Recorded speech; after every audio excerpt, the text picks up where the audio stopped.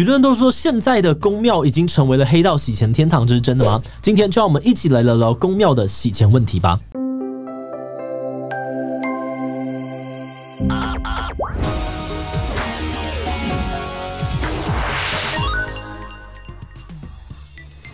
嗨吼，大家好，我是志祺。今天的这支影片呢是公庙这个主题的第2集哦。上次我们谈了为什么台湾的公庙跟黑道的关系这么密切，而这集呢则是要更深入的来讨论公庙可能涉及到的洗钱问题。在台湾有许多公庙每年收入的香油钱呢，都等同于一间公司1年的收益，但这些公庙却不用缴税，而且这些钱从哪里来到哪里去，也完全不受到政府的管理与监督。那再加上许多公庙摆明跟黑道割良好的这个状况，就让许多人觉得公庙一定成为黑道洗钱的白手套了，甚至觉得台湾的公庙特别黑。但这样的印象是真的吗？这些状况是台湾特有的吗？政府难道都不用处理吗？今天的影片就让我们一起来讨论这些问题吧。不过在开始之前呢，还是先进一段工商服务时间。你想看有深度又有意义的好新闻吗？鼓励新世代年轻人发声的出生新闻奖今年举办第2届，也带来了许多精彩的议题，赶快来看看刚出炉的得奖作品吧。最佳新闻受中洞察奖的台湾动物用药困境，梳理动物药物供应不足的市场问题，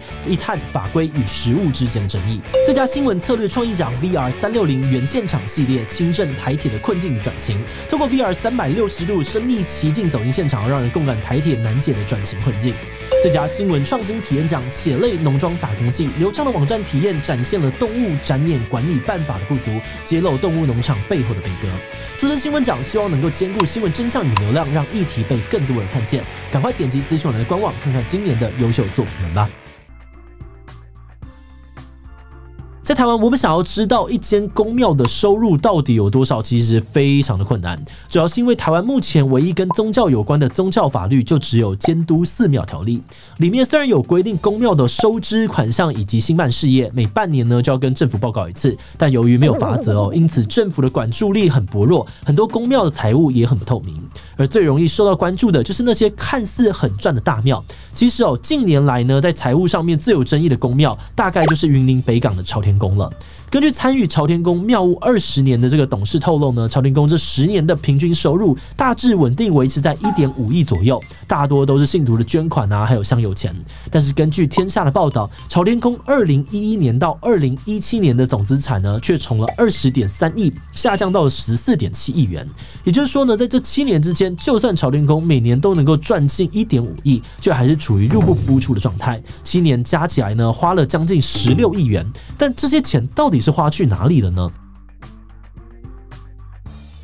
有位朝天宫的现任董监事成员就表示过去几年呢，朝天宫对外交流有点太频繁，一次阵头出去呢就要60-70万，再加上偶尔还会举办超大型活动，负担真的不小。像是2013年北港朝天宫办了一个世界妈祖会北港的这个活动，编列的预算就高达了2000万。当时朝天宫作为主人呢，请来了湄洲还有天津妈祖工香客瞻仰，而也举办了这个万神祈福活动，每尊佛像收取5000到1万不等的费用，广集了这个4000多尊佛像。那虽然举办这样子的大活动确实需要花很多的钱，但以刚刚万神祈福收取的费用来看，最少应该也有2000万到4000万的收入，但在朝天宫的这个账本上面却没有收入只有支出，这是为什么呢？原来是因为呢，朝天宫把这个活动外包给了活动公司主办，而且这个主办单位呢还账目不清好几位董事想要跟他们索取活动的账册都拿不到。也就是说，现在朝天宫的庙产呢，不仅政府管不到，有的时候就连董监事会自己也管不到。但朝天宫董事长蔡永德却说，邀请湄洲的这个妈祖、天津妈祖来北港的开销真的很大，朝天宫赞助了2000万只是活动的部分经费而已，盈利自然属于主办方。而这样的说法，当然很多人不买账也开始有人质疑，这么神秘的金流，说不定会涉及到洗钱的问题。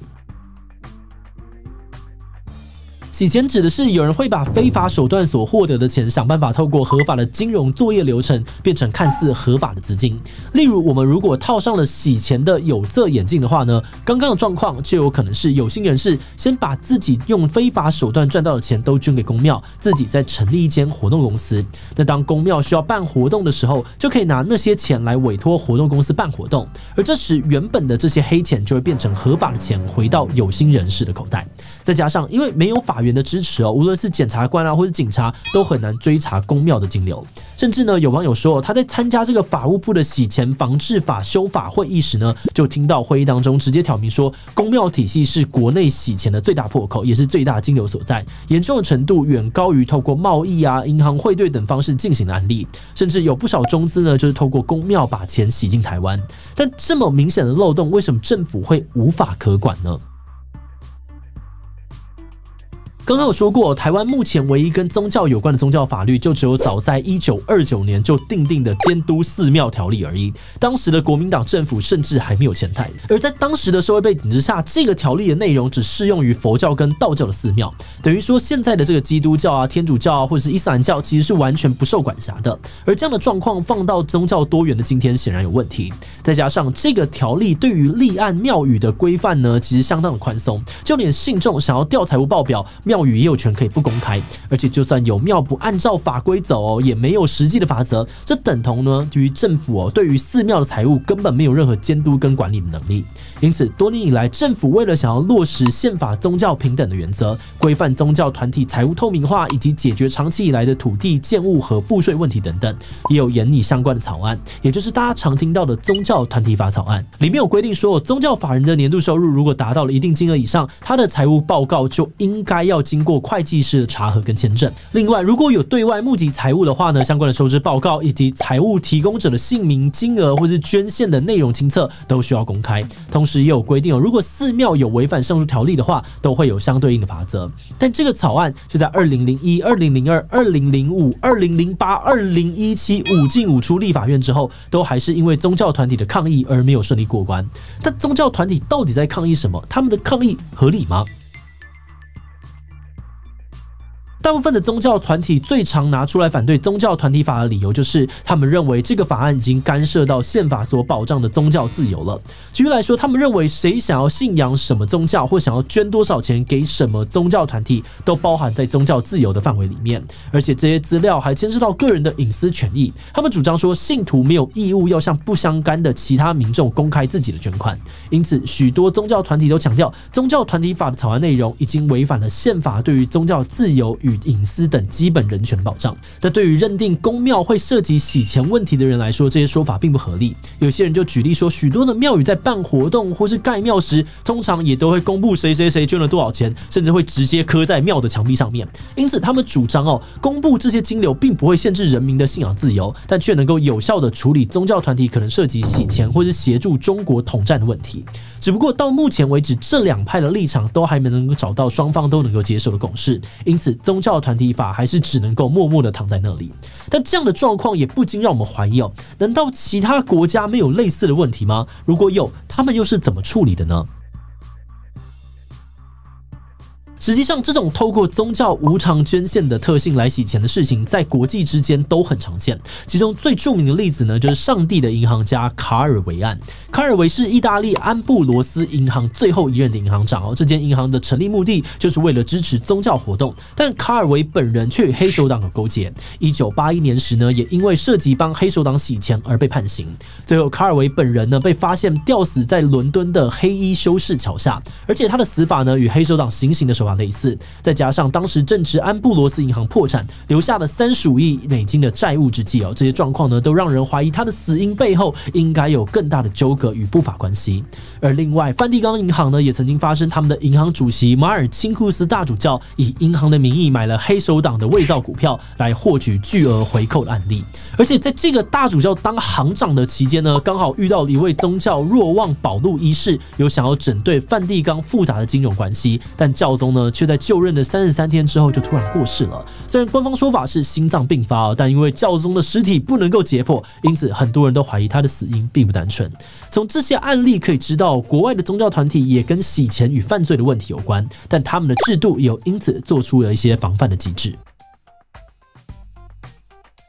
从刚刚的故事我们可以看到，在1980年代的意大利教会其实就已经会把财务的部分透过宗教银行来处理，或许也是这样子哦，当时的意大利法院才有办法去查他们的宗教银行是否有涉及洗钱的问题。另外在2010年时，意大利法院也曾经以涉及洗钱的名义扣押了梵蒂冈银行内的2300万欧元。那当时的教廷也正为了是否要接轨国际反洗钱制度而吵架，最终也决定要成立金融情报机构，以确保遵守国际洗钱规范。甚至在2013年时，梵蒂冈银行还例行改革，强化财务透明性，开始请国际大型会计事务所查账，并按年公布梵蒂冈银行的年报。而这样的举动呢，也慢慢的挽回了信徒对于教廷的信任。过去连我们自己也会有个印象哦，那就是台湾的公庙似乎特别乱。但实际看看其他国家的状况之后呢，就会发现台湾的状况并不是特例。只要涉及到无偿捐献以及大量的利益，都很容易有类似的问题出现。而我们在找资料的过程当中呢，有发现政府为了制定宗教团体法，还曾经远赴日本、欧洲考察，并带回了他们如何管理宗教团体的经验回来。但这些方法却不一定能够让宗教团体们给信任。许多宗教团体反对修法的原因，除了是想要维护自己的利益之外，也常常指控政府故意放任洗钱的负面印象与宗教连结。那这种不被尊重的感觉呢，也可能是他们一直高举着反对的大旗不放下的原因。但我们认为坏人总是伺机而动，事实是需要被处理的。当坏人有办法用庞大的金钱来诱惑神职人员，而且还真的会成功的时候，就代表宗教体系已经在崩坏了。这也代表呢，会导致一般的民众越来越不信任公庙。也就是说，宗教团体法的延宕，反而是在加深群众对于公庙组织的不信任。那如果这个部分的问题能够得到进展，那或许对两边都是双赢，而宗教团体也有可能借此重新得到民众的信任与尊重。那最后想问大家，如果你是信徒，你觉得法规应该要怎么修呢？ A. 维持原状，保持宗教的自主权才是宗教自由的体现。 B. 觉得公开公庙收支就好，捐赠者是谁呢？不用公开，同时顾及管理跟隐私。 C. 觉得捐赠者是谁，捐多少钱需要公开哦，这样有需要时才查得到金流。其他留言告诉我们吧。最后，如果你喜欢今天的影片，欢迎分享出去，让更多人知道公庙是不是洗钱天堂。此外呢，也可以你这个地方看台湾公庙都很黑吗？以及要审不审的宗教基本法。那么今天的志祺77就到这边告一段落，我们就明晚再见喽。